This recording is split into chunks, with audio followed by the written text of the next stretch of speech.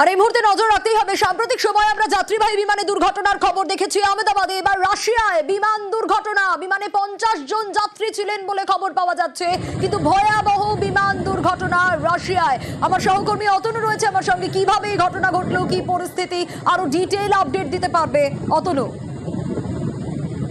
রাশিয়ার এই যাত্রীবাহী বিমান, যে বিমানটি আজ সব ঘন্টা খানেকের জন্য কোনো খবরই পাওয়া যাচ্ছিল না, AN-24 এই বিমানটি যখন আজ সকালে আমুর অঞ্চল দিয়ে যায়, রাশিয়ার এই আমুর অঞ্চল দিয়ে যখন যাচ্ছিল, তখন এয়ার ট্রাফিক কন্ট্রোলের সঙ্গে যোগাযোগ পুরোপুরি বিচ্ছিন্ন হয়ে যায়। রাশিয়া জানিয়ে দিয়েছিল যে রাডার স্ক্রিনে কিছুই দেখা যাচ্ছে না, অর্থাৎ বিমানটা একরকম ভ্যানিশ হয়ে গিয়েছে। আমুর প্রদেশ, এই আমুর প্রদেশ একেবারে চীন বর্ডারের কাছাকাছি।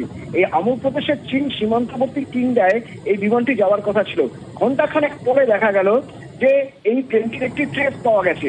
তার আগে পর্যন্ত এই প্লেনটির কোনো হদিশই পাওয়া যাচ্ছিল না, কিন্তু এরপরে যখন ট্রেস পাওয়া গেল তখন দেখা গেল বিমানটি দুর্ঘটনা ঘটেছে এবং বিমানটিতে কেউই প্রায় বেঁচে নেই বলেই আশঙ্কা করা হচ্ছে। মোট 6 জন ক্রু ছিলেন এবং 46 জন ছিলেন।